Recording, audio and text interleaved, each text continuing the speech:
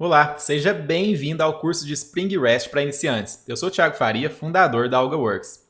Durante essa semana, eu vou te mostrar como você é 100% capaz de aprender e se tornar um desenvolvedor de REST APIs usando os projetos do ecossistema Spring, para aproveitar as melhores oportunidades no mercado de trabalho e poder ganhar um ótimo salário, como você pode ver em diversos sites de empregos. Vagas que pagam R$ 4.000, R$ 5.000, R$ 9.000 e até R$ 15.000 ou um pouco mais para quem já tem mais experiência.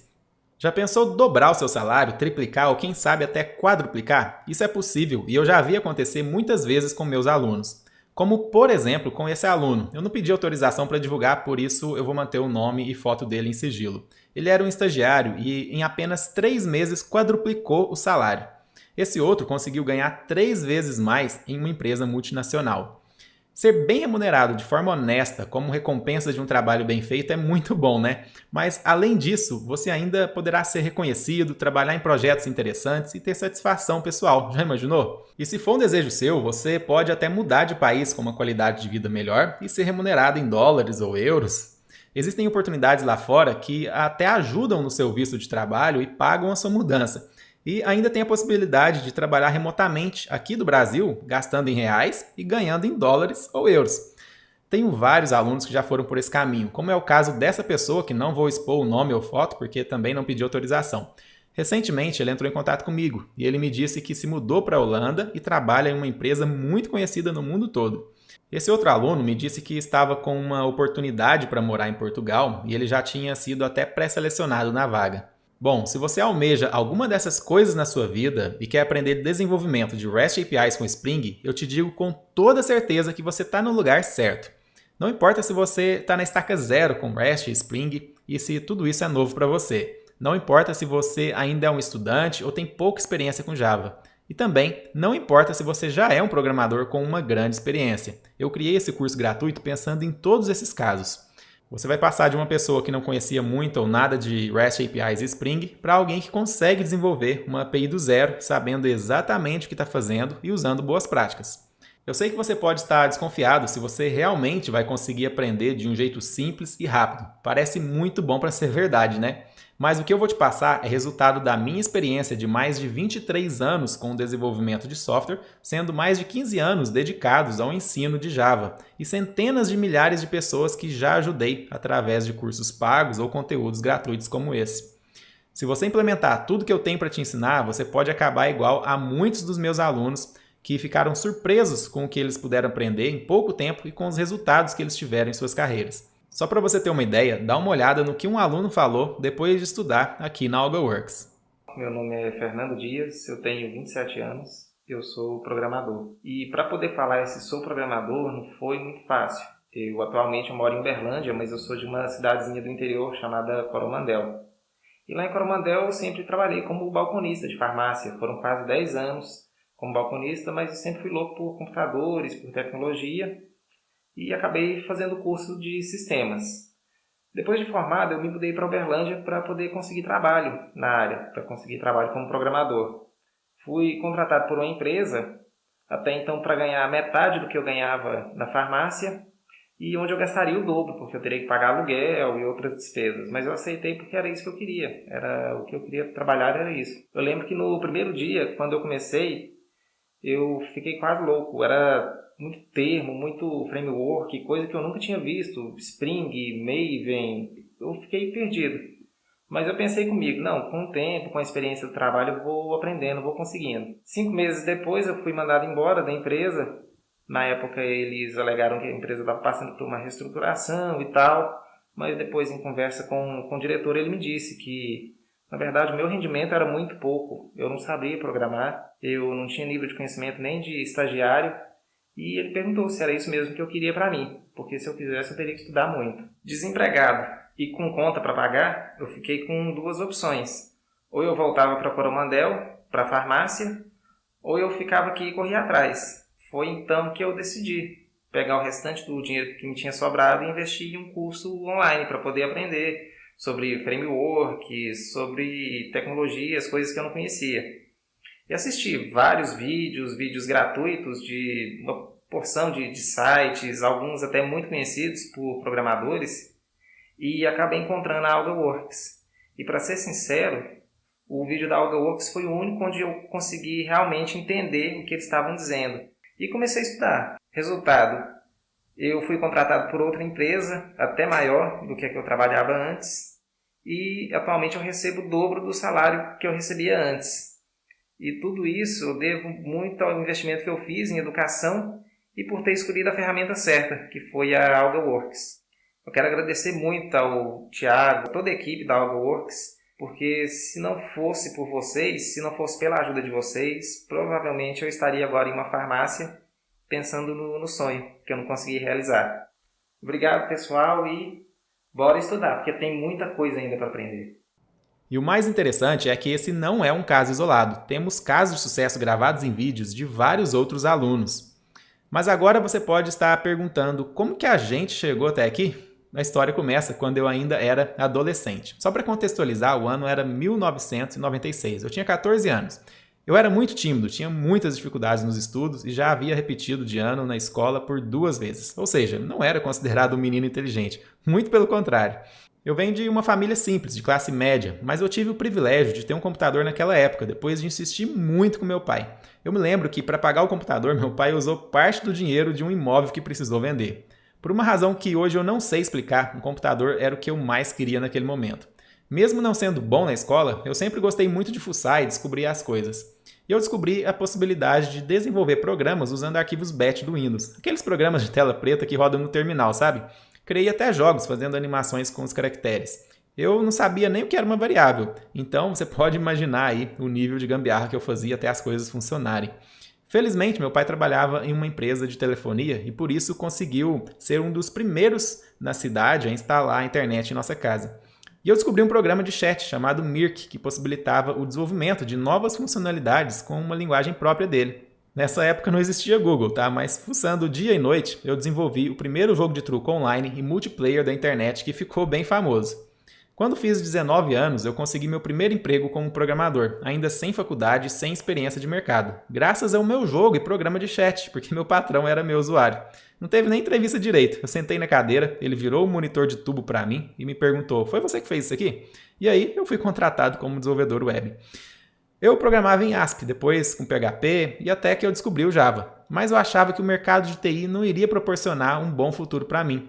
Eu ganhava R$300 nessa época, que não dava para pagar nem a faculdade. E eu não conhecia ninguém que tinha uma boa vida sendo programador. Na verdade, até entrar nessa empresa eu não conhecia nenhum outro programador. Então eu estava cego para as oportunidades da área de TI. Por isso, mesmo sendo a minha paixão, eu tentei abandonar a área de programação e comecei a fazer o curso de engenharia de telecomunicações. Mas no primeiro ano já ficou muito claro que não era aquilo que eu queria fazer. Eu estava indo muito mal, estava triste, desmotivado com a faculdade. Minha mãe percebeu isso e me incentivou a fazer o que eu gostava. E aí eu entrei para o curso de Sistemas de Informação. No ano de 2004, com 22 anos, abri minha primeira empresa de consultoria e desenvolvimento de software. Começou na sala da minha casa e depois mudamos para um cômodo comercial. Estudei muito, a empresa cresceu e liderei projetos importantes para grandes clientes que faturavam até bilhões de reais por ano. Um dia, um grande cliente nos solicitou uma proposta de treinamento Java para a equipe deles. E aí eu tive a minha primeira experiência como professor de programação em uma turma fechada. E apesar de muito tímido, aconteceu algo que eu não esperava. Eu adorei compartilhar meu conhecimento com mais pessoas, fiquei viciado em ensinar. Descobri que, além de gostar muito de programar, eu também era apaixonado pela área de educação.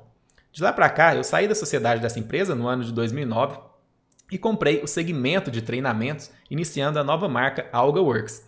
Ministrei treinamentos Java e front-end para várias empresas e órgãos do governo em diversas cidades e estados, mas eu queria ajudar muito mais pessoas e o contato presencial não possibilitava isso. Foi aí que no final de 2011 eu decidi mudar completamente o rumo da AlgaWorks, iniciando os cursos online. E desde então lançamos vários cursos e conteúdos, publicamos vários livros sobre Java e front-end, onde eu sou autor ou coautor de vários deles, sendo que a maioria são distribuídos de forma gratuita para a comunidade. Ministrei palestra no principal evento de Java do mundo, o JavaOne, em São Francisco, agora conhecido como Oracle Code One. Participei das principais conferências de Java e front-end do mundo, como, por exemplo, o Spring One Platform, que é o principal evento do mundo sobre desenvolvimento com Spring. E um dos motivos que eu faço isso é para ficar próximo dos criadores das tecnologias e manter nossos alunos sempre atualizados. E tudo isso possibilitou que hoje eu estivesse aqui bem animado para contribuir com o seu conhecimento em desenvolvimento de REST APIs com Spring. Então vamos lá, nesse curso você vai aprender a desenvolver uma REST API. Mas o que é REST? O que é API ou API, como muitas vezes a gente fala aqui no Brasil? Vamos começar por API. API é o acrônimo para Application Programming Interface, que significa interface de programação de uma aplicação. É um componente de software que possui um conjunto de funções que faz a intermediação do acesso às funcionalidades de algum sistema. Para fazer sentido existir uma API, precisa também existir dois papéis. O papel do software consumidor, aqui desse lado esquerdo aqui, né? E o papel do software provedor, aqui do lado direito. Então imagina que eu tenho um software e eu quero expor alguma funcionalidade dele para um outro software terceiro interagir com essa funcionalidade através de uma linguagem de programação. Para isso, eu crio uma API que expõe essa funcionalidade do software provedor. Tá vendo aqui? Então, temos o software provedor e temos a API expondo alguma ou algumas funcionalidades do software provedor. E através dessa API, um outro software, que no caso é o software consumidor aqui, pode acessar essa funcionalidade. Então, basicamente, nós temos um software conversando com o outro graças a uma API que o provedor disponibilizou. E uma dúvida comum é se web services são a mesma coisa que APIs. Na verdade, quando a gente fala o termo API, ele é bem amplo. Não necessariamente a gente está se referindo a web services. Por exemplo, o seu sistema operacional pode ter uma API nativa para acessar as suas funcionalidades. Não tem nada relacionado a web services nesse caso. Mas web services são um tipo de API, ou seja, uma API que fornece a sua interface de comunicação pelo web, pela internet. Então, quando falamos em web services, estamos falando em web APIs, APIs web, né? Inclusive, é sobre web API ou web services que nós vamos focar aqui no curso. E talvez você esteja questionando por que você deve aprender a implementar web services. Bom, o mundo que nós conhecemos hoje só existe porque os web services também existem. Toda a conectividade entre pessoas, empresas e aparelhos eletrônicos só existem porque nos bastidores existem milhares de softwares se comunicando através dessas APIs, desses web services. Quer ver? Vamos pensar num exemplo. O iFood é uma empresa que faz a intermediação de pedidos para delivery, certo? O consumidor acessa o aplicativo, escolhe o seu prato e faz o pedido para o restaurante. O restaurante recebe esse pedido, prepara o prato e entrega para o consumidor. E o iFood disponibiliza uma API, que no caso é um web service, que pode ser usado por softwares de restaurantes. Então, imagina que você desenvolveu um software para gerenciar um restaurante. Ao ficar sabendo que o iFood disponibiliza uma API, você pode desenvolver e integrar com o iFood para receber os pedidos diretamente dentro do seu software, por exemplo, ou fazer qualquer outra coisa que seja possível. Viu que legal? Graças a uma API, milhares de restaurantes podem automatizar os seus processos de delivery. Eu poderia citar centenas de exemplos aqui.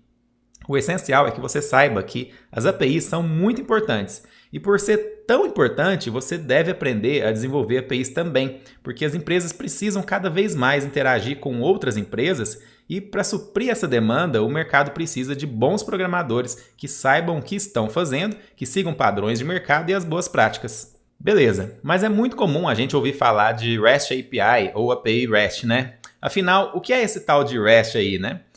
REST é o acrônimo para Representational State Transfer. É um estilo arquitetural para desenvolver web APIs, ou seja, para desenvolver web services. Ele não é uma tecnologia, não é um software, não é uma ferramenta ou uma biblioteca. Portanto, não é possível baixar ou instalar REST, beleza? REST é uma especificação que define a forma de comunicação entre componentes de software na web, independente da linguagem de programação usada. Apesar de aparentemente ser uma proposta nova, REST surgiu no início dos anos 2000, a partir da tese de PhD de um cientista chamado Roy Fielding. O intuito geral era a formalização de um conjunto de melhores práticas e regras para desenvolvimento de web services. Essas melhores práticas são chamadas de constraints, ou seja, traduzindo seria algo como regras, que devem ser seguidas para uma API ficar em conformidade com REST. Então, uma REST API é uma API que segue as regras especificadas pelo Roy Fielding, ok? Mas por que usar REST? Quais são as vantagens? Bom, uma das primeiras vantagens é a separação entre cliente e servidor, ou seja, entre quem consome a API e quem provê a API. Dessa forma, a gente tem uma maior flexibilidade e portabilidade. O sistema cliente pode evoluir independente do sistema provedor e vice-versa. Esses sistemas podem ser escritos e gerenciados por equipes e até por empresas diferentes. A escalabilidade também é um outro benefício. Podemos escalar nossos sistemas de maneira muito mais fácil. Se um servidor não está sendo o suficiente, é só adicionar mais um sem ter que ficar replicando a sessão de uma máquina para outra. Qualquer máquina servidora pode atender qualquer requisição. Outra vantagem é que uma REST API é independente de linguagem de programação. A gente pode desenvolver uma API com Java e dentro da mesma empresa um outro time pode preferir usar outra linguagem, como Python ou PHP, por exemplo. E o mais legal é que essas APIs podem interagir entre si, além de serem consumidas por outros sistemas internos ou externos. A simplicidade na criação e consumo de APIs também é bastante interessante. Uma API modelada da forma correta é simples e intuitiva para ser usada por qualquer programador. Além dessas vantagens, ainda existe outra relacionada à demanda de mercado. Empresas pequenas e grandes têm contratado cada vez mais sistemas de diferentes fornecedores. A questão é que chega a um ponto em que é necessária a integração dessas informações, e o REST ajuda muito nisso, porque é um modelo adotado por quase todos os sistemas. Ou seja, se todos têm APIs usando um mesmo modelo arquitetural, é relativamente mais simples fazer a integração. Além disso, temos cada vez mais dispositivos como celulares, TVs, computadores, etc., acessando diversos serviços na nuvem todos os dias, ou seja, estamos o tempo todo adicionando e recuperando novos dados em alguma API na internet. Eu falei que REST teve o intuito de formalizar um conjunto de constraints, que são as melhores práticas ou regras para ser REST, certo? Vamos agora ver quais são essas regras. A primeira é cliente-servidor. É fácil entender essa regra. Ela significa que nós precisamos de um cliente, que pode ser uma aplicação front-end, uma aplicação mobile, ou uma outra API, ou qualquer outra aplicação consumidora, enviando requisições para um servidor, que é a API. E as aplicações cliente e servidor devem poder evoluir separadamente, sem qualquer dependência entre elas. Inclusive, um cliente ou servidor pode ser substituído sem interferir em nada, desde que a interface entre elas permaneça inalterada. A segunda regra é stateless. Stateless significa sem estado. E essa constraint diz que a aplicação não deve possuir estado. Roy Fielding, o cara que definiu o REST, se inspirou no protocolo HTTP para essa constraint. Na prática, isso quer dizer que a requisição feita ao servidor da API deve conter tudo o que for necessário para que seja devidamente processado. O servidor não pode manter uma sessão, por exemplo. A terceira é cache. A API pode fazer caching das respostas das requisições, ou seja, imagine que temos um serviço na nossa API que retorna uma lista de cidades. Quantas vezes uma lista de cidades é alterada dentro de um dia, de um mês ou de um ano? Talvez nenhuma, né? Não se cria cidades assim todos os dias. Então, por que um serviço de consulta de cidades precisa sempre devolver uma requisição com a lista das cidades e transferir esses dados pela rede de forma repetida? O consumidor da API poderia fazer essa requisição uma única vez e a API poderia dizer que a resposta pode ser cacheada, vamos dizer assim. Cacheada, ou seja, memorizada, né? E aí a aplicação consumidora entende isso e guarda esses dados em um cache. Cache é tipo uma memória mesmo, uma memória de consulta rápida, tá? Quando a aplicação consumidora precisar fazer a mesma consulta novamente, antes mesmo de receber uma resposta, o cache entra em ação e nem chega a consumir a rede. Isso melhora a escalabilidade e performance da aplicação, já que reduzimos o número de hits no servidor, ou seja, o número de acessos ao servidor, né?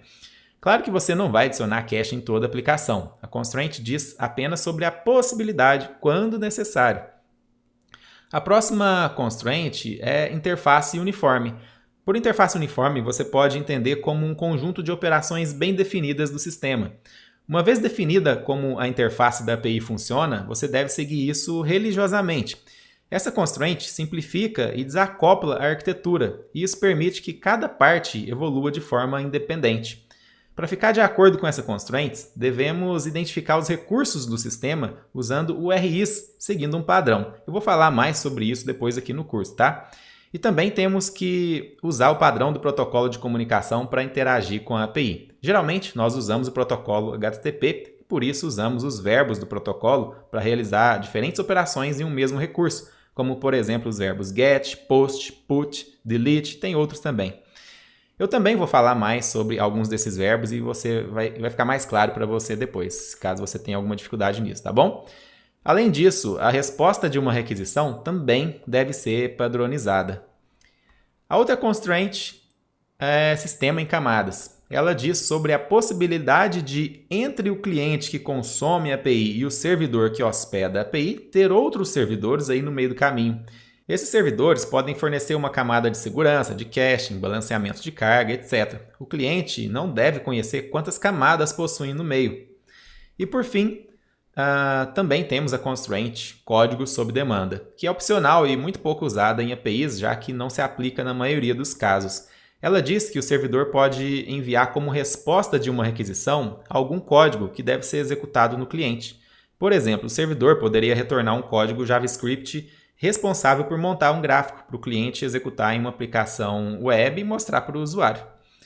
Como eu já falei, o modelo arquitetural REST independe de linguagem e tecnologia. Na verdade, REST não restringe ao uso de um protocolo particular. Apesar do modelo ser independente de protocolo, para colocar REST em prática é preciso de um, e o mais comum é o protocolo HTTP. Por isso, vamos entender agora como funciona o protocolo HTTP. A primeira coisa sobre o protocolo HTTP é o fato de ser um protocolo requisição-resposta. Esse primeiro ponto nos ajuda a entender a constraint cliente-servidor. Agora, é importante irmos um pouco mais a fundo e entender a composição de uma requisição e de uma resposta. Primeiro, vamos entender os elementos de uma requisição. Olha aí, para formar uma requisição, nós precisamos de um método, da URI, versão do protocolo, cabeçalhos e corpo, ou payload. Só para você saber, às vezes nós chamamos os métodos de verbos HTTP. É a mesma coisa, tá? Temos uma especificação que define um conjunto de métodos que podemos utilizar para fazer requisições HTTP. Por exemplo, temos os métodos GET, como eu já falei, né? O GET, POST, PUT, DELETE, tem outros também. Talvez você já até conheça eles. O método indica a ação que nós desejamos que seja executada. Por exemplo, o método GET solicita que seja devolvido na resposta os dados que precisamos. GET, em inglês, significa obter, buscar. Então, estamos enviando um comando de busca para o servidor, para a API. O método POST, que é o caso desse exemplo aí, submete dados para o servidor. Traduzindo, POST significa postar, submeter. Usamos muito esse método para adicionar novos registros na nossa aplicação. E existem alguns outros métodos. Nós vamos implementar vários deles aqui no curso, tá bom? A URI é um caminho que identifica o que nós queremos dentro do servidor HTTP. Eu vou falar mais detalhes sobre o URI mais à frente, tá? Nesse exemplo, estamos endereçando o nosso comando, que no caso é o comando post nesse exemplo, né, para /produtos. Ou seja, estamos fazendo um post em /produtos. Em outras palavras, estamos cadastrando, né, fazendo uma solicitação para cadastrar um novo produto. Aí tem a versão do HTTP, que nesse caso aí está dizendo que é a versão 1.1. Os cabeçalhos são informações sobre a requisição. Eles são definidos por chaves e valores, que podem ser usados pelo servidor para interpretar a requisição e executar a operação. Temos vários cabeçalhos pré-definidos no protocolo HTTP. Nesse exemplo, temos o Content Type, que define qual o tipo do conteúdo que está sendo enviado no corpo da requisição. Estamos dizendo que a requisição está indo com um corpo no formato JSON. Eu vou falar mais sobre o formato JSON depois. Por enquanto, não precisa se preocupar com isso. Só pense que é um formato de transporte de dados, assim como existe o formato texto puro, tá? O cabeçalho Content Type é importante para o servidor saber como interpretar a mensagem enviada no corpo da requisição corretamente. Temos aí também o accept, que define quais os tipos de conteúdos são aceitos como uma resposta. No exemplo, estamos especificando apenas um, que é o formato JSON. Isso quer dizer que o servidor, ou seja, a API, né, que está fazendo a aquisição lá na API, obrigatoriamente deve retornar uma resposta nesse formato especificado. Se o servidor não puder devolver uma resposta nesse formato, é melhor que ele retorne um erro. Como eu já disse, existem vários outros cabeçalhos, mas você pode ir aprendendo conforme vai precisando.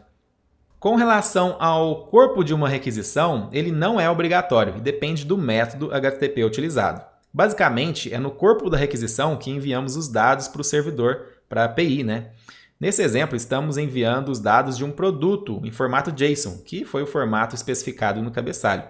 Vale notar que durante o desenvolvimento, alguns desses detalhes do protocolo HTTP, eles podem ficar meio escondidos, porque a ferramenta, o framework que a gente estiver usando, pode abstrair um pouco disso para ajudar a gente no desenvolvimento, né? Como é o caso do Spring, que a gente vai falar ainda, a gente vai usar aqui nesse curso, tá?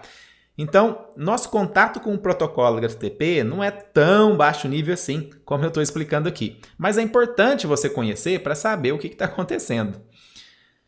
Quando uma requisição é feita para o servidor, o cliente espera por uma resposta. Então, vamos estudar agora a composição da resposta. Uma resposta também tem alguns elementos importantes. A versão do protocolo HTTP, o status, cabeçalhos e o corpo. Sobre a versão, aí está indicando para usar a versão 1.1 no nosso exemplo, né? O status, como o próprio nome indica, serve para descrever qual foi o resultado do processamento da requisição, o status, né, do processamento, o resultado. O servidor deve retornar um status adequado para cada situação, para o cliente ficar sabendo o que aconteceu. Por exemplo, se o servidor conseguiu executar com sucesso, se houve algum erro, etc. Então, existem códigos que indicam sucesso, que indica erros, vários tipos de erros, vários tipos de sucesso, tá? Note aí que o status 201 é retornado na resposta nesse nosso exemplo, que representa que um recurso foi criado com sucesso. Ou seja, considerando o cadastro de um produto, está indicando aí que o produto foi cadastrado com sucesso.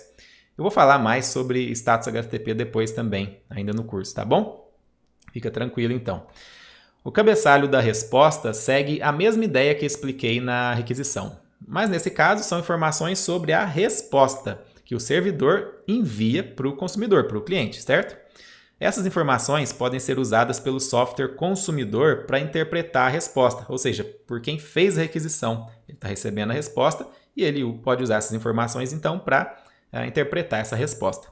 Nesse exemplo, a resposta informa que o conteúdo está em formato JSON. E o corpo da resposta é onde fica o conteúdo mesmo, né, da resposta. E ele é opcional, pode ter um corpo ou não, depende do caso, tá? Nesse exemplo, a resposta devolve um código JSON que representa o produto que acabou de ser cadastrado, beleza? Ok, agora vamos falar de recursos REST, ou REST Resource em inglês. Você vai ouvir e vai falar também muito esse termo quando estiver estudando ou implementando uma REST API. Um recurso é qualquer coisa exposta na web, como um documento, uma página, um vídeo, uma imagem e até mesmo um processo de negócio. É algo que tem importância suficiente para ser referenciado como uma coisa no software. Por exemplo, em um e-commerce, um catálogo de produtos, um único produto, uma nota fiscal, um pagamento, tudo isso pode ser considerado como um resource, como um recurso. Por exemplo, vamos ver aqui uma ilustração para ficar um pouco mais claro. Imagina que esse é o recurso de um produto que você está vendo aqui. Ó. Esse aqui é um recurso de produto. Tá? Imagine também que esse produto seja um PlayStation. Então, podemos dizer que esse é o recurso do PlayStation, beleza? Fazendo um paralelo com orientação a objetos, pense no recurso como sendo uma instância de uma classe, né? De uma determinada classe, ou seja, um objeto. Tá? Um recurso que representa uma única coisa é conhecido como recurso único ou Singleton Resource. E os recursos podem ser agrupados em coleções também. Uma coleção contém 0 ou muitos recursos do mesmo tipo. Isso é conhecido como um recurso de coleção ou Collection Resource. Ou seja, uma coleção de recursos também é um recurso em si. Entendido até aqui? Beleza. Agora que você já sabe o que é um recurso, você precisa aprender como identificar um recurso para referenciar ele na web. REST usa URIs para identificar os recursos. O URI significa Uniform Resource Identifier, ou seja, identificador de recurso uniforme. Basicamente, é um conjunto de caracteres, ou seja, uma string, que tem como objetivo dar uma espécie de endereço para os recursos, de forma não ambígua. Então, quando modelamos nossos recursos, temos que pensar em URIs para identificá-los. Não sei se o termo URI é novo para você, mas eu tenho certeza que você usa muito o termo URL, certo?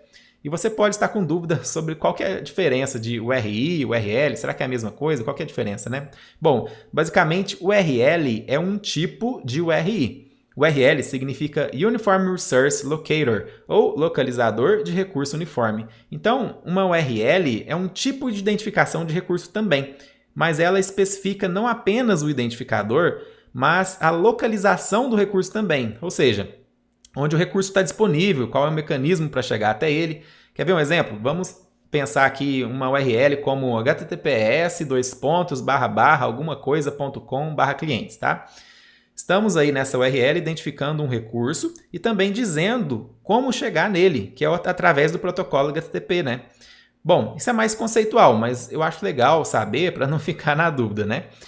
Então, se em algum momento eu falar URI ou URL para referenciar a identificação de um recurso, é só você saber que estou falando sobre a mesma coisa, estou falando sobre a identificação de um recurso, né? Claro, dentro desse contexto aí de recursos REST, beleza? Agora vamos ver um exemplo. Aqui temos um recurso de coleção e a gente quer identificar ele. Nós simplesmente identificamos ele aí com /listar produtos. A URL completa, /listar produtos, né? A URL completa você pode ver aqui embaixo, claro que é um exemplo, né? É um exemplo aqui que não existe na realidade, mas para a gente entender como que funciona, né? Então a URL completa para alcançar o recurso, nesse exemplo, poderia ser https://api.algamarket.com.br/listar produtos, tá? Ou seja, um consumidor da API poderia fazer uma requisição HTTP nessa URL para buscar o recurso de coleção de produtos, ou seja, uma lista de produtos. Mas não é uma boa prática identificar um recurso dessa forma. A URI deve se referir a uma coisa, ou seja, um substantivo, e não um verbo ou uma ação, porque coisas possuem propriedades e verbos não possuem. Seguindo as boas práticas, o ideal é identificar esse recurso com /produtos. Assim, os consumidores da API usam uma mesma interface para manipular o recurso. Isso deixa a API muito mais fácil e intuitiva para aprender e para usar, porque existe uma consistência na definição dela. Mas aí você pode estar perguntando, Thiago, mas como que eu faço para incluir, para atualizar ou excluir um produto se a gente não identificou a ação na URI como estava antes? Porque antes estava listar produtos, né? Estava bem claro pela própria URI que era uma listagem de produtos. Agora só /produtos, como que a gente vai fazer depois para cadastrar, né? Ou para excluir ou alguma coisa assim? E é uma boa pergunta, tá? Nós fazemos isso apenas variando os métodos HTTP. Por exemplo, get, a gente usa o verbo get para consultar, o post para incluir e etc. A gente vai ver isso também na prática, a gente vai implementar isso na prática aqui no curso, tá bom? Agora, nesse exemplo, nós temos um recurso único. Para identificar esse recurso único, nós podemos usar a URI /produtos / o código do produto. Então, esse código aqui entre as chaves, ele pode ser substituído aí por um código, tá? É só também um exemplo aqui para você entender que aqui entra um código qualquer, beleza? Bom, a URL completa para alcançar esse recurso poderia ser, por exemplo, olha aqui embaixo, https://api.algamarket.com.br/produto e o código do produto, 331, certo? Bom, isso aí é só um exemplo, tá? Essa URL não existe. Mas veja bem, o ideal é que a gente tenha uma interface uniforme. E dessa forma não está uniforme. Lembra que a coleção de produtos, né, o recurso de coleção era /produtos em plural? Aqui eu coloquei em singular. Eu coloquei isso de propósito para a gente entender essa parte, tá? Então, entenda que o ideal e é praticamente um consenso do mercado, é você usar sempre nomes no plural. Então, ficaria produtos, né? Olha só, agora sim. Veja como deve ficar. Nós temos o recurso de coleção em /produtos e temos o recurso único em /produtos /código, no plural. Muito bom. Isso facilita não só a vida do consumidor da API, como também de quem desenvolve. E fica muito mais consistente, né? Com uma interface uniforme. É uma das regras do REST, né? Bom, daqui a pouco a gente vai começar a implementar a nossa primeira REST API e aí continuamos com outros fundamentos importantes sobre REST, tá? Mas agora vamos falar sobre Spring REST. Como você sabe, nós vamos usar Spring para desenvolver a nossa REST API, certo? Mas o que é Spring REST? Será que é uma tecnologia, um framework? A realidade é que Spring REST não existe. É apenas um termo que usamos para simplificar nossa comunicação e dizer que temos uma REST API desenvolvida com o ecossistema Spring. Certo, mas o que é Spring? Spring não é um framework apenas. mas um ecossistema de projetos, ou seja, um conjunto de projetos que resolvem vários problemas do dia a dia de um programador Java. Ele ajuda a gente a criar aplicações com simplicidade e com flexibilidade. Como o ecossistema Spring tem muitos projetos, se a gente falar só a palavra Spring, provavelmente estamos referenciando o conjunto de projetos, o ecossistema, e não um projeto em específico. A ideia é que Spring ajude a gente a focar no desenvolvimento das regras de negócio e não ficar perdendo tempo desenvolvendo código de infraestrutura da aplicação. Daqui a pouco eu vou falar sobre os principais projetos do ecossistema Spring, até que os que a gente vai usar aqui nesse curso, tá? Mas talvez você esteja em dúvida do porquê usar Spring, certo? Entre vários motivos do porquê você deve usar Spring, o primeiro que eu vejo é que ele é um canivete suíço, ou seja, ele resolve vários problemas de desenvolvimento de software, desde gerenciamento de objetos e injeção de dependências, acesso a diferentes fontes de dados, como bancos de dados SQL e NoSQL, criação de projetos web, REST APIs, segurança da aplicação e muito mais. Outro motivo é a simplicidade. E o massa disso tudo é que ele realmente simplifica o desenvolvimento de projetos. Tem bastante coisa legal, mas o objetivo do Spring é reduzir a complexidade. A maturidade é outro motivo. Spring é uma tecnologia bem madura, já usada em produção pelas maiores empresas do mundo. Então o grau de confiança na tecnologia é muito grande. E tem também modularidade. Spring não é um projetão gigante que você tem que adicionar tudo para usar. Ele é organizado por projetos e até subprojetos, e nós podemos escolher quais deles queremos usar para resolver nossos problemas. É até possível usar projetos Spring em conjunto com outras tecnologias que não são do mesmo ecossistema, então você não precisa ficar preso apenas ao ecossistema. Evolução constante. Uma coisa muito boa também é que os desenvolvedores da tecnologia não param, eles estão sempre melhorando e evoluindo a tecnologia, né? E Spring é open source. O código de todos os projetos são abertos. Isso significa que você pode contribuir com a tecnologia, corrigir algum eventual problema e pode usar livremente, sem ter que pagar nada para a VMware, que é a empresa que está por trás da tecnologia. Spring tem uma comunidade grande e forte. É uma comunidade incrível, que é grande em número de pessoas e forte no sentido que existe muita ajuda disponível em fóruns, livros, documentações e eventos. E a popularidade da tecnologia é muito alta. Hoje em dia, nas empresas que adotaram Java no back-end, a maioria usa Spring. Então, eu penso que hoje um programador Java que não conhece Spring pode estar acomodado demais e pode acabar fora do mercado em pouco tempo. E outra coisa que conta muito também é a empregabilidade. Com essa popularidade toda, é claro que a empregabilidade da tecnologia é muito alta.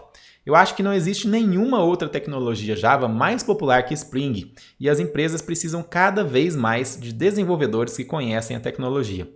E para quem tem experiência, pagam muito bem até, viu? Bom, vamos dar uma olhada melhor no ecossistema do Spring. Eu estou aqui no site spring.io, que é o site oficial do ecossistema Spring, e eu vou acessar aqui o menu Projects, Overview, para a gente ver a lista de projetos. Veja aqui que a gente tem uma lista grande de todos os projetos do ecossistema, tá vendo?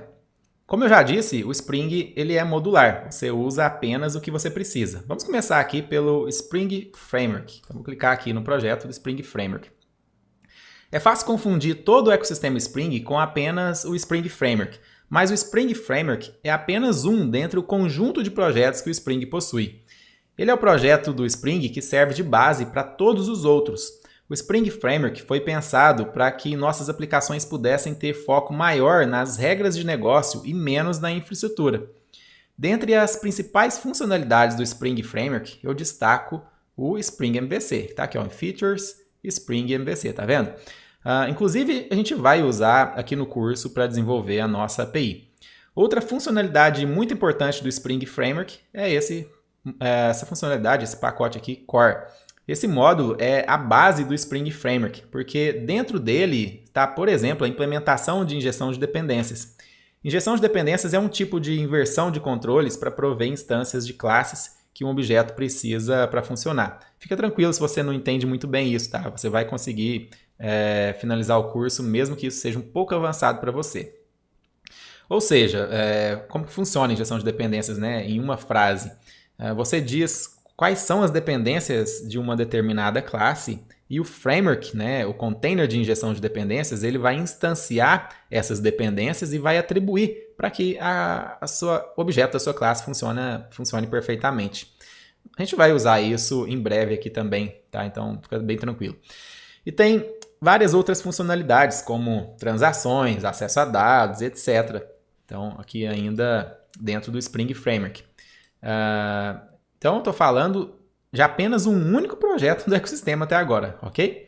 Olha aqui, vamos entrar agora no Spring Data. Veja que dentro do Spring Data tem vários outros subprojetos. Viu que ele abriu mais aqui outros projetos? Então, dentro do Spring Data tem vários outros subprojetos. Então, o Spring Data é um projeto guarda-chuva que agrupa vários outros projetos relacionados a acesso a dados. Nós vamos usar aqui no curso o projeto Spring Data JPA. Vou clicar nele aqui.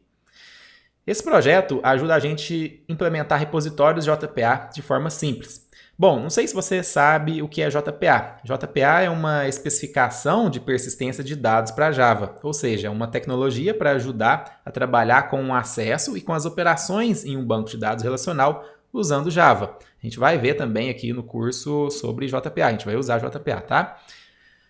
Mas, embora JPA por si só já nos ajude bastante a trabalhar com as operações no banco de dados, a gente ainda tem que programar algumas coisas que se tornam repetitivas. É o que a gente chama de código boilerplate, aquele código que precisa ser escrito várias e várias vezes dentro de um mesmo projeto, com poucas variações, sabe? Então, o projeto Spring Data JPA veio justamente para ajudar nisso. Dependendo do caso, ele elimina tranquilamente mais de 90% do código que seria necessário para a camada de persistência de dados, tendo exatamente o mesmo resultado final. Parece mágica mesmo. A gente vai usar o Spring Data JPA e vai ficar ainda mais claro para você, com toda certeza. Então temos vários outros projetos, como você pode ver aqui nesse menu. E o mais legal é que não só tem muitos projetos para resolver diferentes problemas no ecossistema Spring, como eles são de muita qualidade. Bom, nós temos muita flexibilidade para configurar praticamente tudo que a gente precisar nos projetos Spring, mas por ser tão flexível, você pode chegar a ter o problema de enfrentar uma certa complexidade ou precisar escrever muito código só para configurar os seus projetos. Acho que tudo que é customizável demais acaba ficando mais trabalhoso mesmo, né? E isso atrapalha principalmente quem está iniciando ou quem precisa criar um projeto pequeno, simples, mais rápido, sabe? E acaba perdendo muito tempo nas configurações iniciais. E justamente para resolver esse problema que surgiu o Spring Boot. Vamos clicar aqui no Spring Boot. O Spring Boot, ele ajuda a criar projetos que se autoconfiguram seguindo convenções, com uma visão opinativa. Quando digo visão opinativa, quer dizer que o Spring Boot decide como configurar o seu projeto de acordo com uma opinião dele próprio, ou seja, de acordo com convenções que ele acha que é melhor ou que é mais comum ser usado. Então, você não precisa se preocupar com a maioria das configurações. Claro que apesar disso, se você não concordar, você pode mudar alguma configuração normalmente, tá? E o legal é que o Spring Boot não só autoconfigura os projetos do ecossistema Spring, que ele conhece muito bem, claro, como também ele pode configurar algumas bibliotecas terceiras que você pode estar usando no seu projeto. Então, basicamente, quando nós criamos um projeto com Spring Boot, a gente já pode começar a desenvolver as nossas regras de negócio e funcionalidades do nosso software de forma muito rápida, sem ter que nos preocupar tanto com as configurações iniciais. Mas é bom entender que o Spring Boot não gera código, tá? Ele não é um gerador de código, beleza? Outra coisa é que o Spring Boot não substitui os outros projetos do ecossistema, como o Spring MVC, como o Spring Framework, etc. Ou seja, ele não é concorrente de nenhum outro projeto que você está vendo aqui, de nenhum outro projeto do ecossistema Spring. Na verdade, ele é um projeto que facilita a criação de aplicações usando o ecossistema Spring, tá? E talvez você esteja me perguntando quais empresas conhecidas que usam Spring em produção. Eu sei que talvez você quer ter certeza que tem um mercado, que você pode investir realmente nessas tecnologias, né? Bom, sem contar com a AlgaWorks, porque nós usamos sim bastante nos nossos sistemas, na nossa plataforma de alunos, por exemplo. Sem contar então com a gente, são centenas de milhares de empresas. Mas, para ser mais específico, eu fiz uma pesquisa e encontrei alguns grandes nomes que usam Spring, como, por exemplo, Netflix, iFood, PagSeguro, PayPal, diversos bancos, os maiores, as maiores lojas de varejo, e-commerce, etc. E como que eu sei disso? Como que eu tenho essa informação? Bom, alguns desses nomes não só revelam as tecnologias que estão usando, como também contribuem para a evolução delas, como é o caso da Netflix, que tem vários projetos abertos com Spring e é um grande contribuidor. Outras empresas divulgam em seus blogs técnicos, participam de conferências de Spring, falam claramente que estão usando, ou ainda colocam Spring nos pré-requisitos de vagas de emprego. E claro, tenho muitos alunos também que conseguiram empregos em algumas dessas empresas e eles estão sempre me contando as suas conquistas profissionais. Então, se você quer aprender uma tecnologia que tem muita demanda no mercado e pode pagar muito bem, Spring é uma excelente escolha. Então vamos lá, vamos colocar agora a mão na massa, vamos começar o desenvolvimento da nossa REST API usando projetos do ecossistema Spring. Mas antes, deixa eu te mostrar aqui o diagrama de classes do modelo de domínio da nossa pequena aplicação. Vai ser uma aplicação de ordens de serviço. E apesar de pequena, a gente vai ter oportunidade aqui de trabalhar não só com CRUD, que a gente precisa trabalhar, mas também com outras operações não CRUD. Então veja, a gente tem aqui uma classe de ordem de serviço, representando logicamente a ordem de serviço com as suas propriedades, que tem um relacionamento com o cliente. Então uma ordem de serviço tem um cliente, uma ordem de serviço tem alguns status, aberta, finalizada e cancelada, e também uma ordem de serviço tem zero ou muitos comentários, tipo um histórico dessa ordem de serviço. Então a gente vai aos poucos desenvolvendo nas aulas aqui desse curso a nossa API para a gente ir praticando, aprendendo Spring e praticando no desenvolvimento de uma REST API. Beleza? Ok, vamos abrir aqui o Spring Tool Suite. Bom, eu acredito que você já deve ter instalado o Spring Tool Suite, que é a ferramenta, a IDE que a gente vai desenvolver. Você pode usar outra IDE? Você até pode usar outra IDE. O Spring é independente de IDE, tá?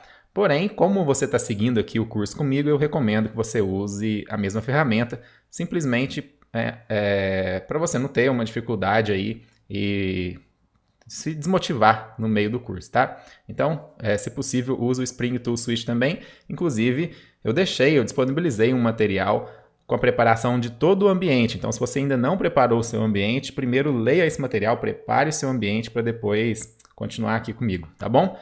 Aqui, quando eu abro o Spring Tool Suite, ele pede o caminho do Workspace. Workspace é um espaço de trabalho, É uma pasta onde ele vai armazenar todos os nossos projetos. A gente vai criar, no caso aqui, só um projeto, tá? Mas eu coloquei aqui um caminho onde eu vou criar o meu projeto. Você fica livre para colocar onde você quiser. Clique em Launch e ele vai abrir aqui o Spring Tool Suite. Abriu noutra tela aqui, deixa eu puxar para baixo. Ok, agora que o Spring Tool Suite está aberto e a gente vai começar criando o nosso projeto. E o legal do Spring Tool Suite é que ele já traz algumas ferramentas que facilitam a nossa vida para a gente criar projeto com Spring, com Spring Boot especialmente. Então a gente vai clicar aqui em Create New Spring Starter Project, esse link aqui, ou ainda você pode ir pelo menu File, New Spring Starter Project, tá bom? Beleza, viu que ele carregou essa tela aqui? Em Service URL você não vai mudar. Isso aqui é um serviço na internet, na web, que ele vai usar para criar o projeto. Na verdade, o Spring Tool Suite não vai criar um projeto Spring Boot. Ele vai chamar um serviço na internet, que esse serviço sim cria, baixa um arquivo zip e ele descompacta aqui dentro. Isso é por baixo dos panos, a gente não precisa saber exatamente disso, mas é uma curiosidade. Então ele vai chamar esse serviço aqui para criar um projeto Spring Boot e vai colocar aqui dentro para a gente. A gente não muda aqui. O nome do projeto eu vou colocar, como é um projeto de ordem de serviço, vou colocar OS, de ordem de serviço, vou colocar um sufixo works, tipo igual tem o sufixo alga works, Vou colocar também OS works API. Então nosso sistema chama OS works. Estou colocando um traço API aqui, o nosso projeto então é OS works API, beleza? Aqui no tipo desse type aqui, a gente vai deixar selecionado Maven. Maven é uma ferramenta de gerenciamento de dependências e automação de build de projetos Java. Tá? A gente não vai usar o Gradle, se você quiser usar, você pode, mas eu recomendo você usar o mesmo também. Em packaging, a gente vai colocar o jar, a gente vai empacotar o nosso projeto como um jar.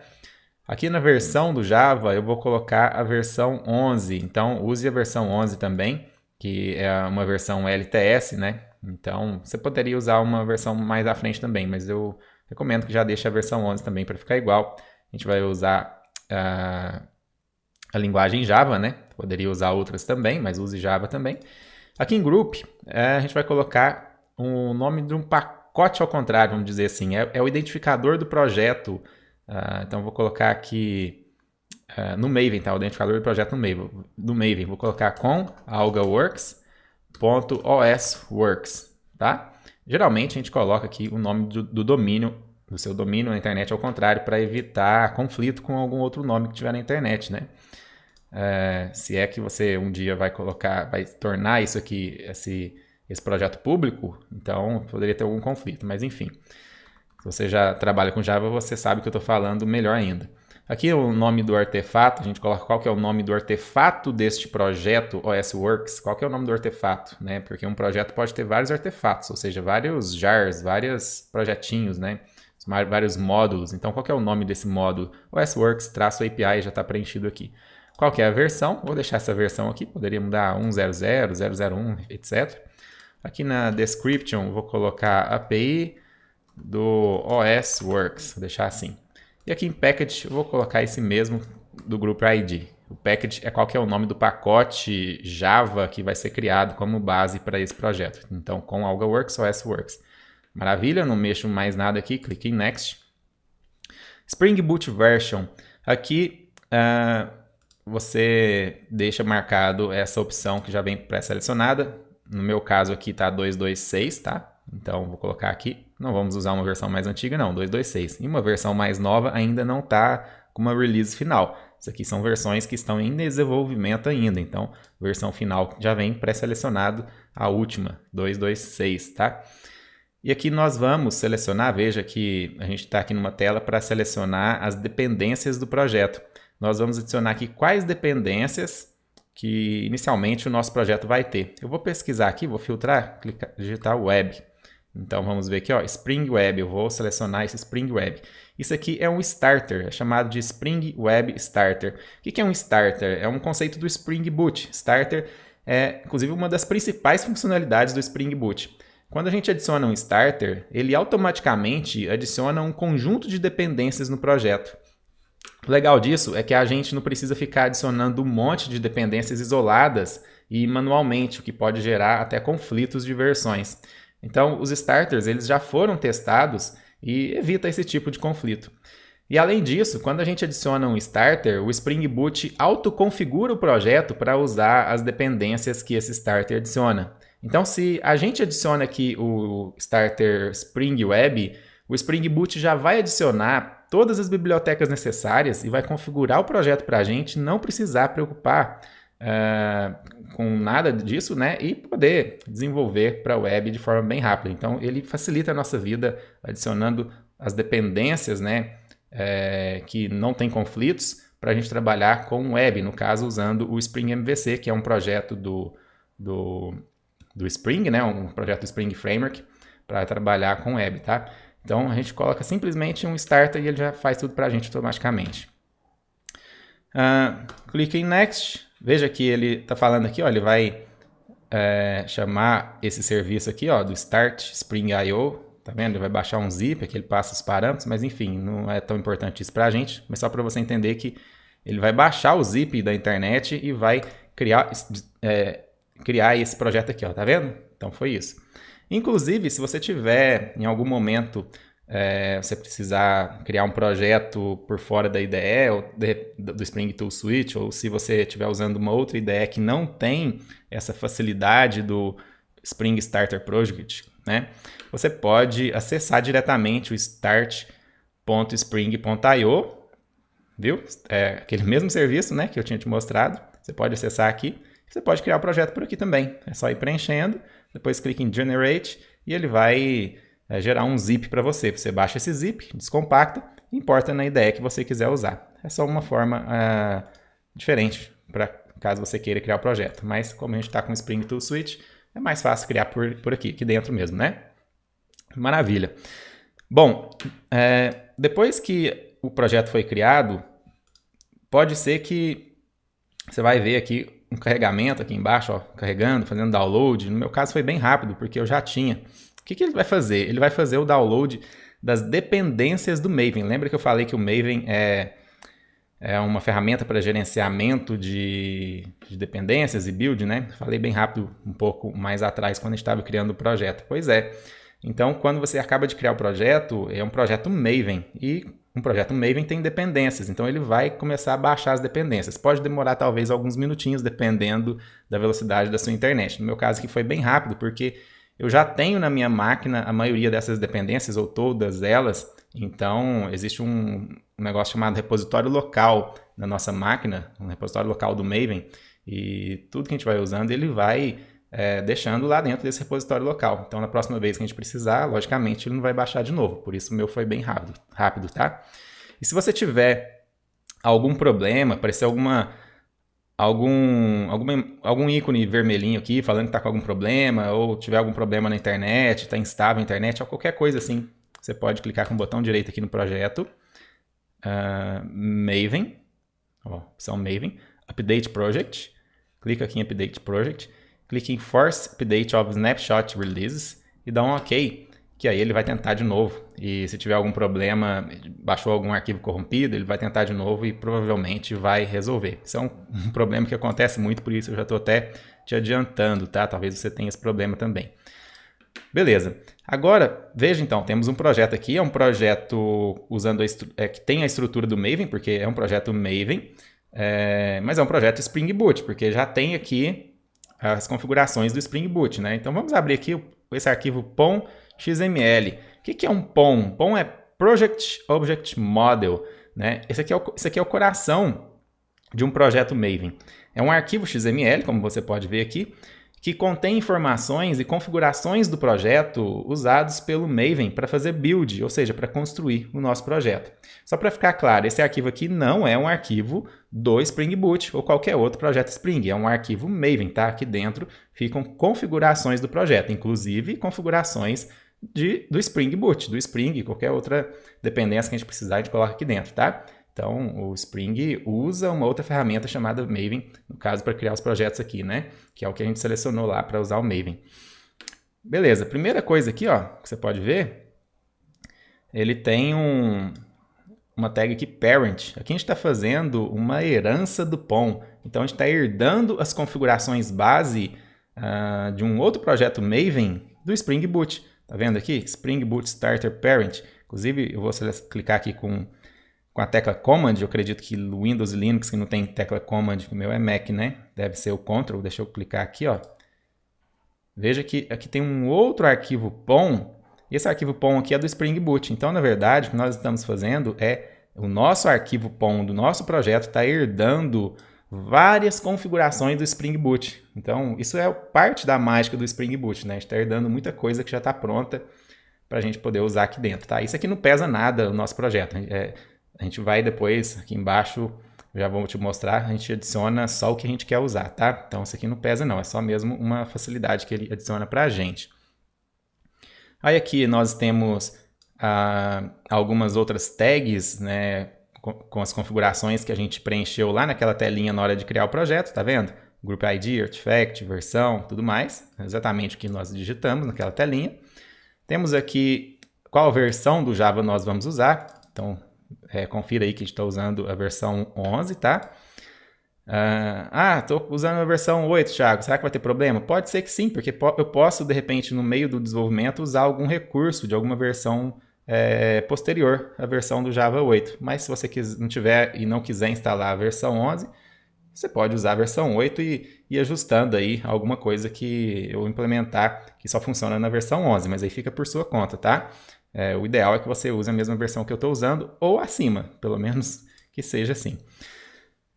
Aqui as dependências. As dependências, nós declaramos aqui o que nosso projeto, quais bibliotecas, né, nosso projeto depende. Então, uma das configurações que a gente pode especificar aqui no POM.xml são realmente o que a gente precisa, o que nosso projeto precisa, quais bibliotecas que precisa. E para cada dependência que a gente adiciona aqui, o Maven vai baixar da internet de um repositório remoto, como eu já falei, né, que o Maven baixa da internet e coloca num repositório local na nossa máquina. Então é exatamente o que ele vai fazer. Ele vai baixar de um repositório remoto que está na internet, é o arquivo jar, né? Ele vai baixar esse arquivo jar e vai adicionar no nosso projeto. Ele vai armazenar na nossa máquina e vai adicionar no nosso projeto. E aqui já tem algumas dependências declaradas, porque quando nós criamos o projeto Spring Boot, ele já criou esse arquivo aqui para a gente inicial, né? Lembra que a gente selecionou o Spring Web lá naquela telinha na hora da criação do projeto? Pois é isso aqui, ó. Então, se a gente não tivesse selecionado lá o Spring Web, estaria desse jeito. Mas como nós selecionamos lá o Spring Web, fica desse jeito, tá? Isso aqui é uma dependência de teste, a gente nem vai usar ela não, mas eu vou deixar ela aqui normalmente, tá? Ok, nós temos aqui então a estrutura básica do nosso POM.xml. À medida que a gente for precisando durante esse curso, a gente vai adicionando mais dependências aqui, tá bom? A gente vai precisar disso, inclusive. Por enquanto, deixa aqui o Starter Web, porque a gente vai desenvolver o web, já fica aqui. Vamos dar uma olhada agora nessa abinha aqui. Veja que a gente está na aba POM.xml, né, que é para ver o código-fonte do POM, né, do arquivo XML. Mas a gente pode ver algumas coisas de forma visual, por exemplo, em Dependency Hierarchy aqui, a hierarquia de dependências, né? Veja que nós temos aqui toda a hierarquia de dependências. O que é isso? Vou dar um collapse aqui, ó, esse botãozinho aqui para dar um collapse, ele junta tudo. A gente tem duas dependências que foram adicionadas no projeto, Spring Boot Starter Web e aquela outra Spring Boot Starter Test, tá? Inclusive ela fica cinza aqui porque ela é uma dependência que só é usada para teste, ó, não é usada para produção. Quando você gera um pacote do seu projeto, ela não precisa ir porque não faz sentido, né? É só para teste. Bom, aqui dentro a gente vai abrir e a gente vê que Spring Boot Starter Web carrega dentro dele outras dependências. Isso aqui é o que a gente chama de dependências transitivas, ou seja, dependência da dependência.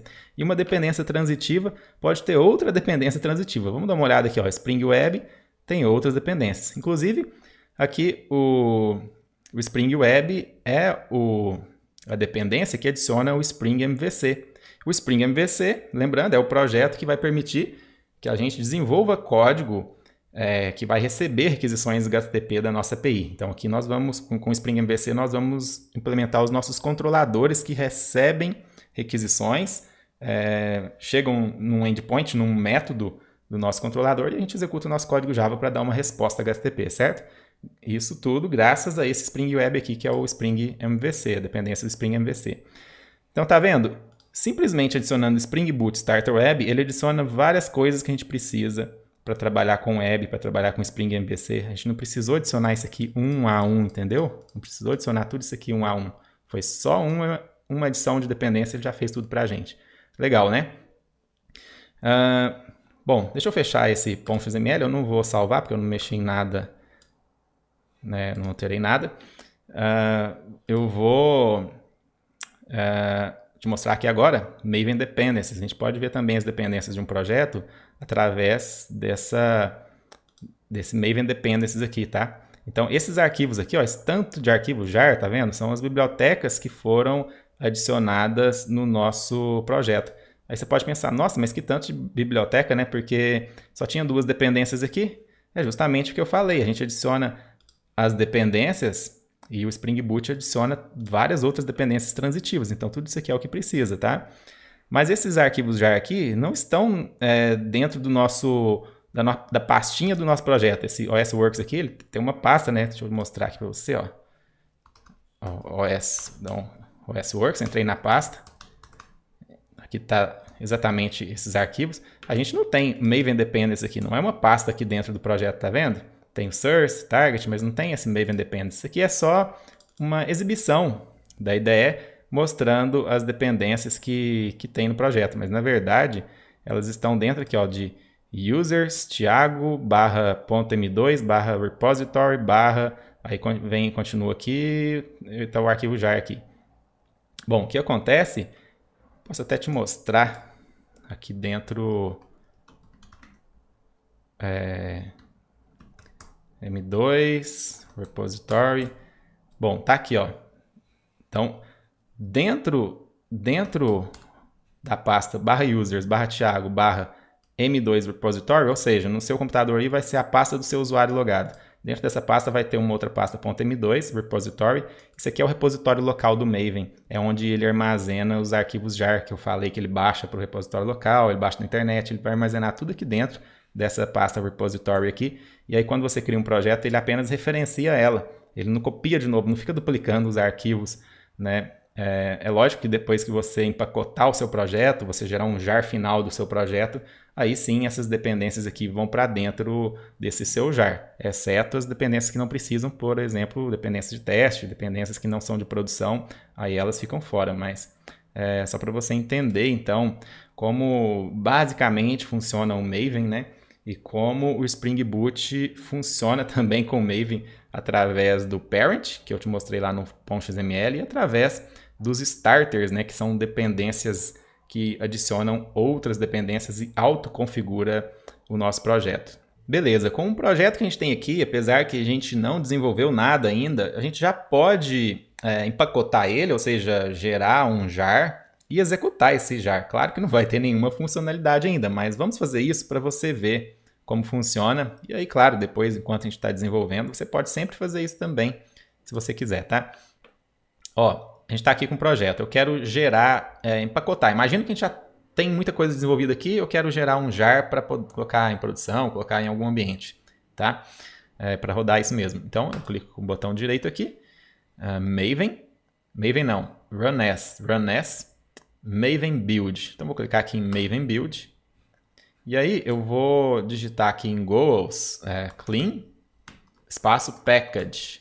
O clean, ele faz uma limpeza no nosso build e o package, ele vai empacotar e fazer o build e gerar o jar do nosso projeto. Então, simplesmente eu faço isso. Então, aqui nós estamos rodando a ferramenta Maven no nosso projeto, usando o .xml.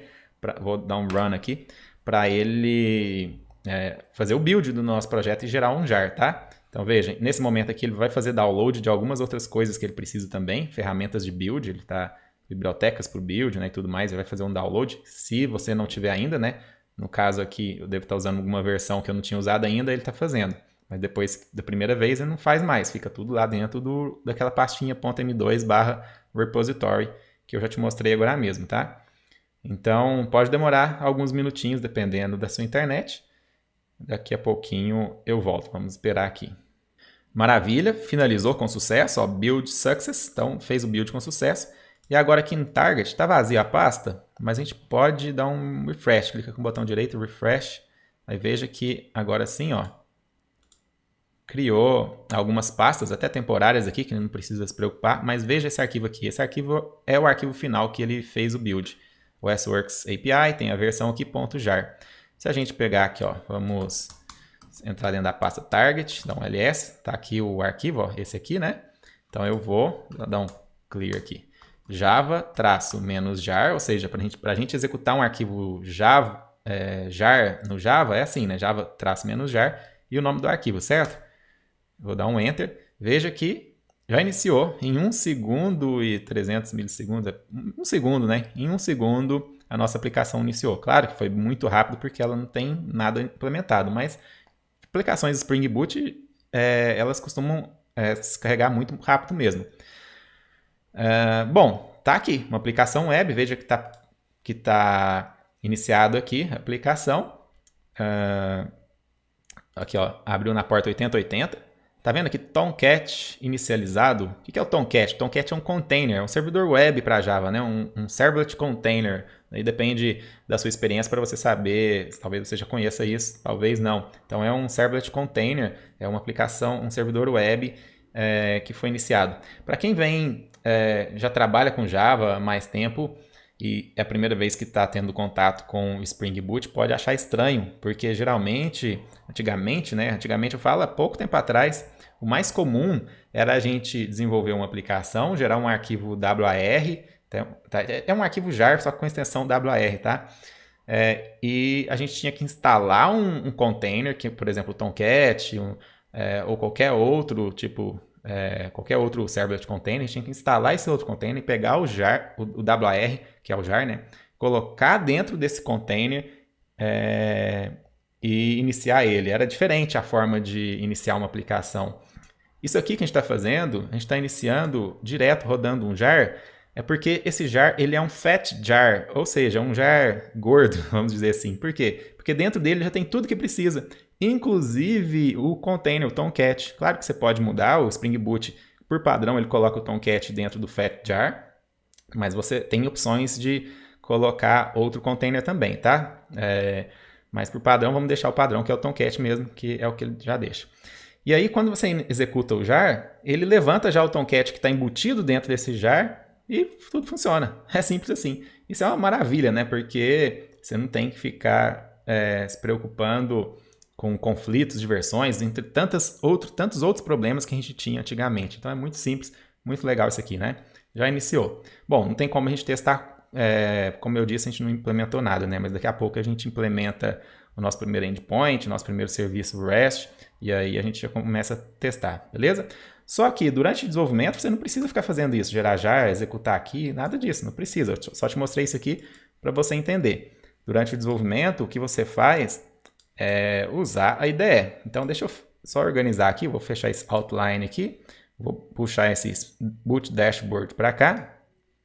Boot Dashboard é um painelzinho aqui no Spring Tool Suite que ajuda a gente, porque ele já tem aqui a aplicação, a gente pode iniciar ela por aqui. Eu vou iniciar ela por aqui, mas antes confirma que você fechou. Eu já dei um Ctrl C aqui para dar um shutdown, tá vendo? Já dei um shutdown aqui. Porque se você tentar iniciar aqui e ainda tiver ativo aqui, não vai funcionar, vai dar erro porque já está sendo usada a porta 8080, tá? Então clica aqui, clica nesse botãozinho aqui para dar um start e ele vai iniciar aqui. Tá demorando um pouquinho porque a IDE preparando alguma coisa, mas na hora que começa, já foi rapidinho, tá vendo? Menos de um segundo já foi iniciado a nossa aplicação, muito rápido, né? Então, aqui a gente está no mesmo ponto que a gente estava antes, iniciamos a nossa aplicação, de novo, a gente não pode testar porque a gente não desenvolveu nada, mas a gente vai começar agora a desenvolver. Bom, a gente vai primeiro começar desenvolvendo endpoints, ou seja, pontos para fazer operações no cliente. Então vamos dar uma olhada aqui em cliente. A gente vai fazer a listagem, a gente vai fazer o cadastro, etc. aqui de cliente, depois a gente vai para a ordem de serviço e etc. Tá? Vamos começar com o cliente, que é uma entidade aqui relativamente mais simples, depois a gente implementa o restante, combinado? Então, primeira coisa, vamos abrir aqui o Postman. Postman também é uma ferramenta que eu coloquei no material de apoio para você, na preparação do seu ambiente para você instalar, então eu acredito que você já instalou. Abriu o Postman, deixa eu fechar essa abinha aqui. Postman, então, é uma ferramenta para a gente fazer os testes da nossa API, né? Os testes fazendo requisições HTTP. Eu vou criar aqui do lado esquerdo uma nova coleção, New Collection. Então, vou clicar aqui, vou chamar de OS Works. Uma coleção é um local para a gente ir salvando as nossas requisições. Para a gente não ter que ficar digitando várias vezes, você já vai entender isso. Eu vou começar a salvar elas aqui, tá? Então, eu vou clicar aqui nesse mais, tá vendo? Para a gente criar uma nova requisição. E a gente vai fazer uma requisição no nosso projeto. Mas lembrando, a gente não desenvolveu nada ainda, mas só para você entender, localhost 2.8080/clientes. O que é isso aqui? Localhost é o endereço local da nossa máquina. Então, como eu estou em ambiente local na minha própria máquina, o endereço sempre é localhost, tá? Ou 127.0.0.1, que é o IP local. 2.8080, lembra que eu mostrei que o Tomcat foi levantado por padrão na porta 8080? Você pode mudar isso também, tem como mudar, tá? Mas vamos deixar 8080. Não me preocupa com isso, vamos focar no desenvolvimento. /clientes vai ser o RI que a gente vai colocar o nosso recurso de coleção de clientes. A gente vai começar implementando um endpoint para retornar o recurso de coleção de clientes, tá? Beleza. E aqui a gente tem o método HTTP que a gente vai usar. Então, eu falei um pouco de alguns métodos. É um post, tem put. Vamos usar o get, ou seja, eu quero obter o nosso recurso de coleção de clientes. Beleza? E vou dar um send. Olha o que aconteceu. Deu um status 404. Esse status 404 not found significa que não foi encontrado. Uma mensagem de erro aqui. Claro que não foi encontrado porque a gente não desenvolveu. Beleza? Então, a gente vai fazer isso agora. A gente vai desenvolver de uma forma mais simples ainda, sem persistência de dados, ou seja, sem banco de dados, mas daqui a pouco a gente vai implementar também a interação com o banco de dados, tá? Mas por enquanto vamos fazer começando mais simples para todo mundo seguir junto, tá bom?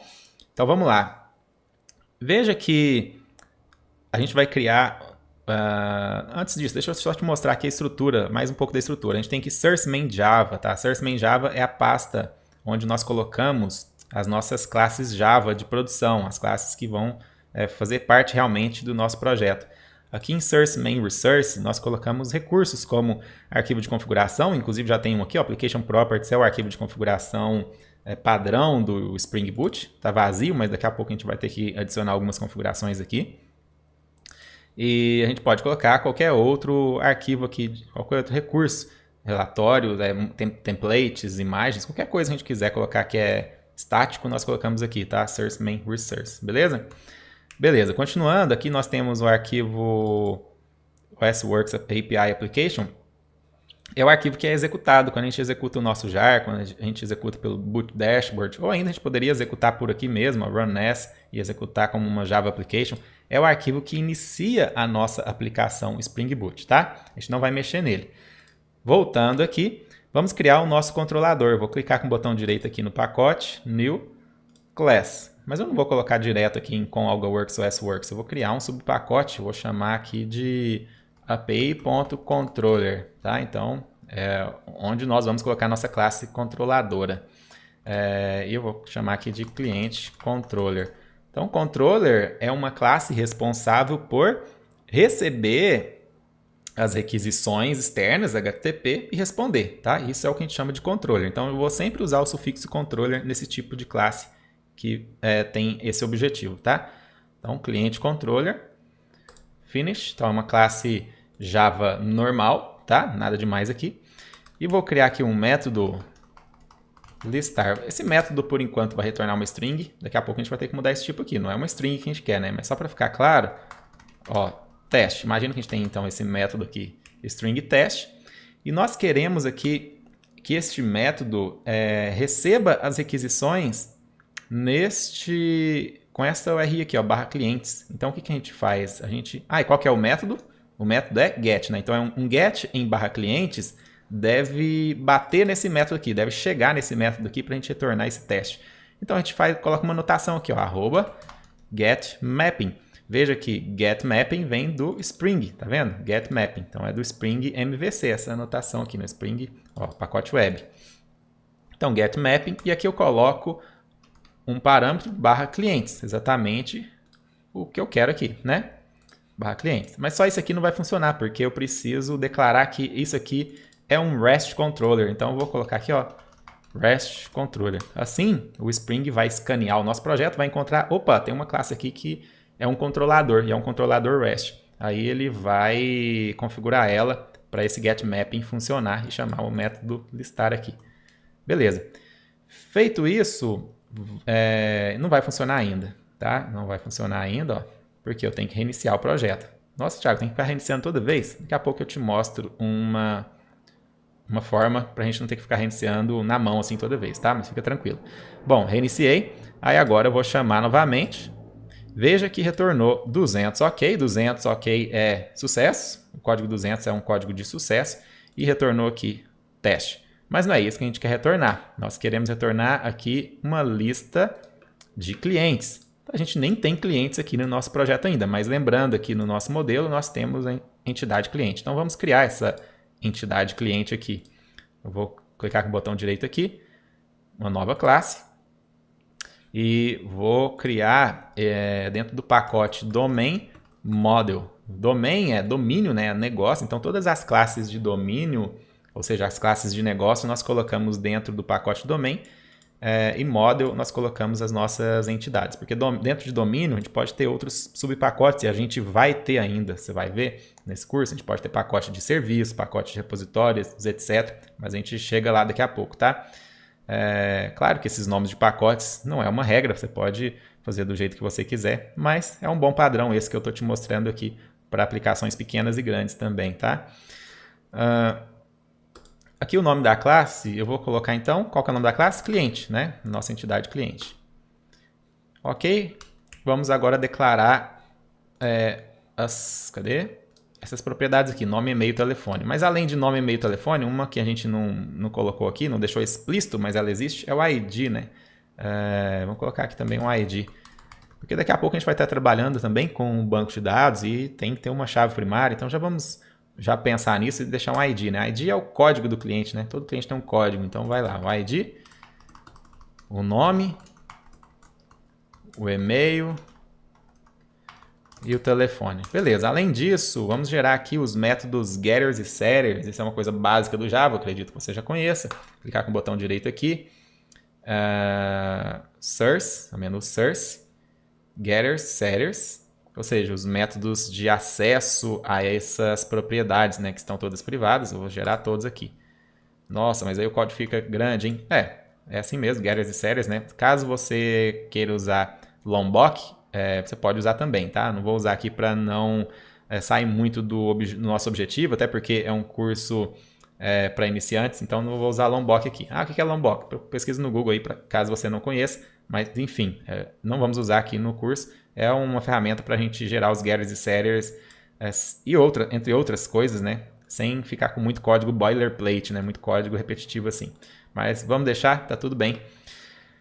E agora aqui, ao invés de retornar uma string, esse método vai retornar um list, né, de collection. Então, olha, na hora de importar o list, toma cuidado, é do Java Útil, né? É uma interface Java Útil. Tem outros aí, tem vários, né? Então é do Java Útil, que é da collection API do Java, né? List de cliente, tá? Então, uma lista de cliente. Aí, a gente vai instanciar alguns clientes aqui, ó. Vou declarar aqui cliente, vamos usar aqui o var cliente, new cliente. Então a gente pode fazer isso aqui, né, usando o var nas versões mais recentes do Java. Na versão 11 a gente já pode fazer isso. Então var cliente, cliente 1, né? Vou colocar aqui cliente 1, cliente 2.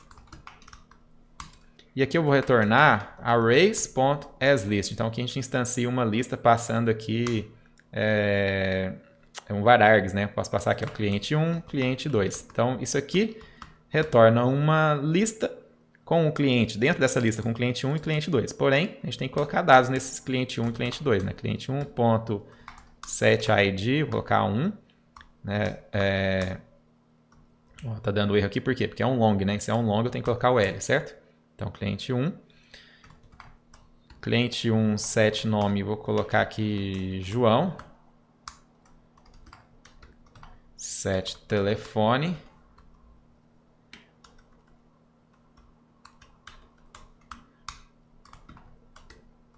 O e-mail, joão.dascouves@algaworks.com. Beleza, e vamos fazer a mesma coisa para o cliente 2, mas aí aqui eu tenho que mudar para 2. Opa. E aqui eu vou colocar ID 2, Maria.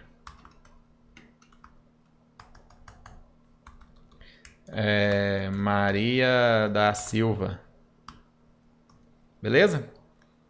Vou dar um restart aqui. Ó, clico aqui nesse botãozinho para ele dar um restart, já que não está com restart automático. E voltamos aqui no Postman. Fazemos um send. Veja que está retornando aqui, ó, status 200 ok, sucesso. E está retornando uma representação aqui da nossa lista de clientes. Uma representação de um recurso é um código que descreve o estado atual do recurso. Então, o recurso identificado por /clientes aqui em cima é um recurso de coleção, certo? E por isso a representação dessa coleção é uma listagem de clientes. E nesse caso aqui, a representação está em formato JSON, que é a mais usada atualmente em REST APIs. Conceitualmente, a representação de um recurso, que é o que você está vendo aí na tela, não é o próprio recurso, tá? O recurso é a coisa, é o objeto. A representação é o que você vê, é o que você está vendo aqui. É o que esse objeto foi transformado, em que, né, esse objeto foi transformado para que seja possível visualizar. Então, por exemplo, no lugar de JSON, que é o que você está vendo aqui, poderia ser XML, poderia ser uma imagem JPEG, poderia ser qualquer outro formato, tá? Mas para dados, o mais comum em REST APIs é JSON ou XML. JSON é até mais usado, tá? E aqui Veja que JSON, que é uma notação JavaScript, né? JSON vem disso, né? JavaScript Object Notation, é uma notação JavaScript, que não quer dizer que só funciona com JavaScript, tá? Só é inspirado nisso. A gente tem aqui, ó, os colchetes representando um array, uma lista, e as chaves representando um objeto, ó, objeto, objeto. E vírgula aqui para separar entre um objeto e outro, tá vendo? E dentro de um objeto, nós temos o nome da propriedade, o valor. O nome da propriedade, o valor. Então, você viu que o nosso objeto Java que a gente instanciou lá, que foi o cliente, que foram dois, na verdade, a gente declarou os dois, colocou dentro de uma lista, eles foram transformados exatamente aqui para uma representação JSON, né? Outra coisa que a gente tem que ver aqui é que a gente já falei um pouquinho, mas a gente está usando o GET, né? O GET é para buscar, né? Buscar um recurso / clientes. O método HTTP, ele possui a semântica da operação a ser efetuada sobre um determinado recurso. Ou seja, através do método, nós dizemos para o servidor qual tipo de ação a gente quer executar em um determinado recurso identificado pela URI. E o método GET é usado quando existe a necessidade, então, de obter a representação de um recurso, né? Então, nesse exemplo aqui, a gente está falando que a nossa aplicação, é fazer uma requisição em GET / clientes e a gente vai devolver como retorno a representação do recurso de coleção de clientes.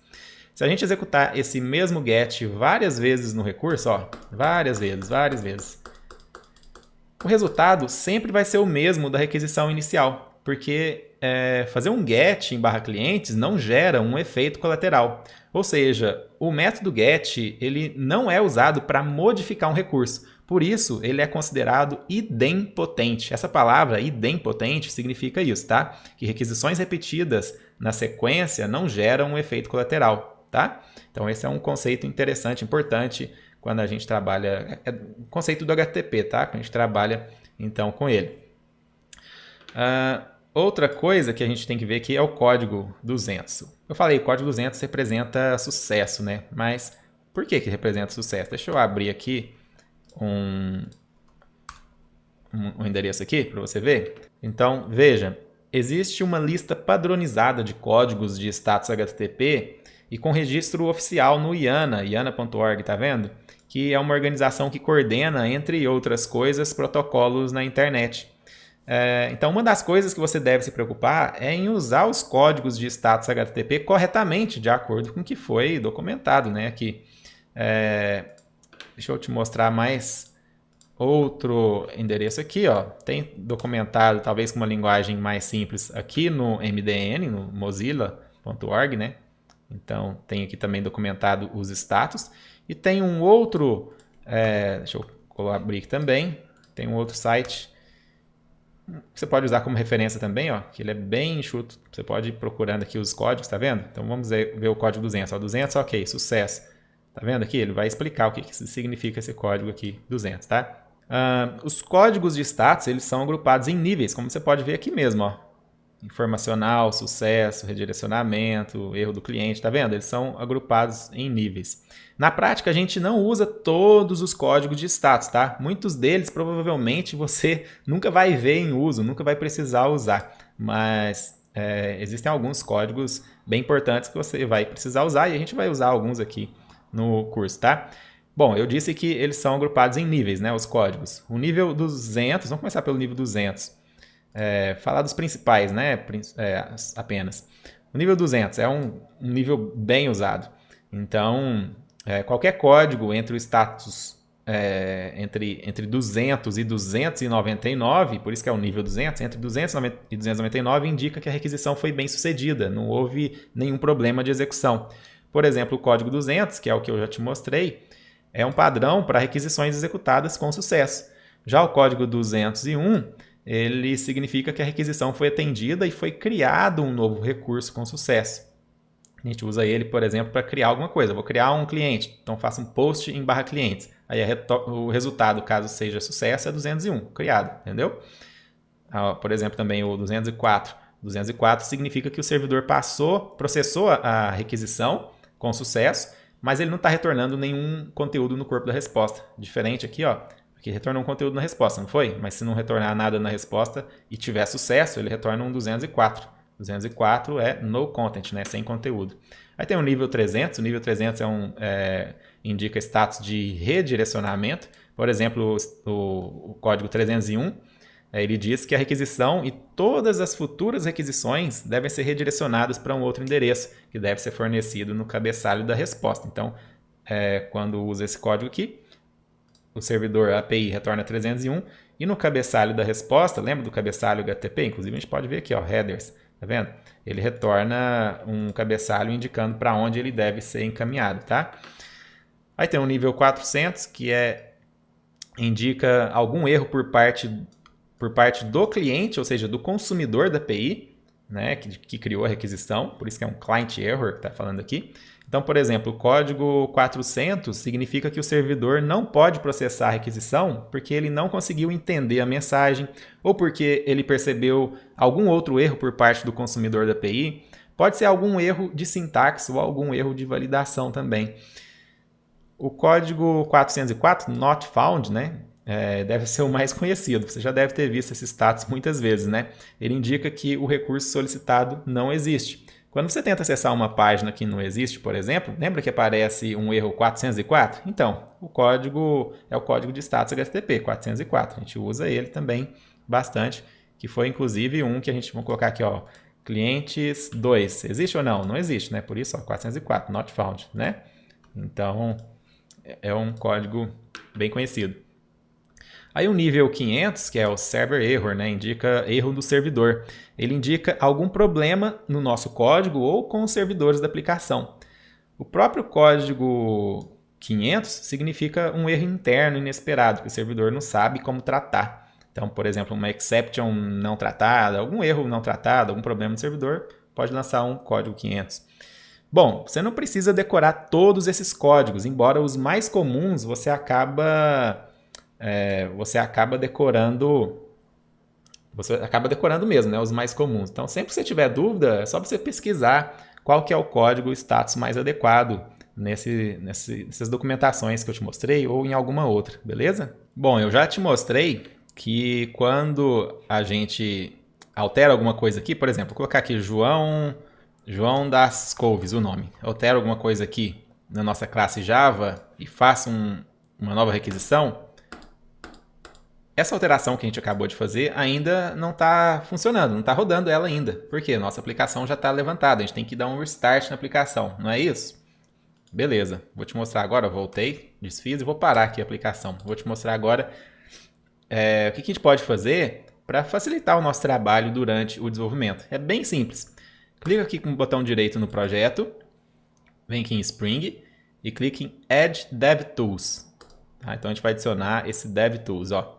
E agora aqui no .xml, só para te mostrar que depois que a gente adicionou o DevTools, ele adicionou aqui uma nova dependência. Então ele vai baixar da internet, colocar no seu repositório local o Spring Boot DevTools. O Spring Boot DevTools é exatamente o que ele fala, ferramentas de desenvolvimento, né? Então ele vai ajudar a gente, uma das coisas que ele ajuda é isso, nesse restart da aplicação, né? Então eu vou iniciar a aplicação novamente para você ver. Ó, já iniciou. Lógico que o DevTools a gente usa só em desenvolvimento, né? Em produção não tem necessidade, não usa ele. Mas vamos lá, ó. Fiz a requisição, tá João ainda, né? Se eu colocar agora João das Couves e salvar, fica olhando, salvei. Ele já deu um restart bem rapidinho, tá vendo? E ele faz um restart otimizado, tá? Ele não dá um restart na aplicação inteira, não. Ele consegue separar o que pode ser alterado para ele recarregar e o que nunca pode ser alterado, que então não precisa recarregar. Por isso o restart é bem mais rápido do que o normal. E aí depois disso é só fazer a requisição, tá vendo? Vou alterar de novo aqui só para João. Alterei para João e já está lá João. Então a gente usa bastante DevTools para a gente ganhar tempo durante o desenvolvimento, beleza? Muito bem. Agora vamos ver falar de Content Negotiation, ou seja, negociação de conteúdos. O que é isso, né? A gente pode ter vários tipos de representações para um recurso. Nesse caso aqui, qual que é o formato dessa representação que eu disse? É JSON, certo? Mas o consumidor da API, ele pode ele pode querer uma outra representação, né, um outro formato. E aí ele pode especificar aqui no cabeçalho da requisição. Lembra do HTTP que tem um cabeçalho? Então, aqui é o cabeçalho da requisição, ó, aqui em cima, ó, headers, cabeçalhos em inglês, né? Cabeçalho da requisição. Aqui embaixo é o cabeçalho da resposta, tá? Então, vamos lá, o cabeçalho da requisição. Eu vou colocar aqui accept. Então, o nome do cabeçalho é accept, eu vou colocar aqui application/JSON. Quando eu coloco application.json, ele retorna aqui o JSON para a gente. Ah, mas antes eu nem tinha colocado aqui application.json e ele retornou o JSON. Sim, porque é o padrão do Spring Boot, ele já coloca aí application.json como padrão, por isso não tinha necessidade de especificar, mas o consumidor, se ele especificar application.json, beleza, nossa aplicação aceita application.json e vai devolver o application.json. Mas vamos supor que o consumidor não quer o JSON, ele quer outro formato, por exemplo, XML, application.xml. Ah, inclusive esse aqui, ó, application.json, application.xml, isso aqui são media types, tá? Também registrados. Então, existem vários media types conhecidos, por exemplo, application/xml, application/json, image/jpeg. Então, não estou inventando isso aqui, tá? Isso aqui são media types, né? Tipos de mídias conhecidos. Beleza, coloquei application.xml, não quero JSON, quero XML. E aí, vai funcionar? Tá vendo? Não funciona. Retorna um 406 not acceptable. Tá? Então, 406, 406, vamos ver aqui, not acceptable, é um erro do cliente, né? Então, não é um erro do nosso servidor, é um erro do cliente. Por que é um erro do cliente? Porque o cliente, o consumidor, que somos nós aqui no Postman, estamos tentando buscar um recurso, passando um media type que o servidor não reconhece, que é inválido, né? Então, ele tem que colocar application.json, certo? Legal, mas e se a gente quiser adicionar o suporte a XML também na nossa aplicação, de forma que o consumidor, o cliente da API, possa escolher se ele quer usar JSON ou XML. E é justamente isso que a gente chama de Content Negotiation, né? Porque o cliente negocia com o servidor. Ah, agora eu quero JSON, eu quero XML. Cada cliente escolhe o formato que ele consegue trabalhar melhor. A gente pode fazer isso de uma forma bem simples. Eu acho que não vai ter aqui, ó, vamos ter que digitar mesmo, porque aqui não vai ter. Deixa eu procurar aqui. Olha, deixa eu fazer de novo para você pegar. Ó, botão direito, Spring Edge Starter. Aqueles starters que a gente adicionou inicialmente, quando a gente criou o projeto, a gente pode voltar aqui e continuar adicionando, tá? Mas não vai ter aqui XML, não tem. Vou ter que digitar mesmo. Então, vem aqui no .xml e vou colocar aqui, ó, uma nova dependência. Group ID com.faster.xml.jackson.dataformat. Então tem que ser exatamente isso aqui, tá? Artifact ID Jackson Data Format XML. Jackson é a biblioteca que a gente usa para serializar, deserializar os objetos, as representações, tá? Por padrão, o Spring já usa o Jackson. Então, o que nós estamos fazendo aqui é adicionando uma nova dependência do Jackson para o formato XML, certo? Então, a gente faz isso, salva o arquivo e ele já baixa a dependência para a gente. E agora, como a gente mexeu aqui no .xml, é bom a gente dar um restart aqui, que pode não funcionar. Então, aí sim, é interessante dar um restart na aplicação. E eu vou fazer requisição JSON, ok. Agora eu vou fazer com XML, application XML, tá ok também, tá vendo? Então, agora o consumidor pode escolher. Se eu não especificar nada, o padrão ainda está JSON, mas se eu especificar XML, application XML, application JSON, a gente consegue negociar o conteúdo. Por isso é chamado, como eu disse, Content Negotiation, né?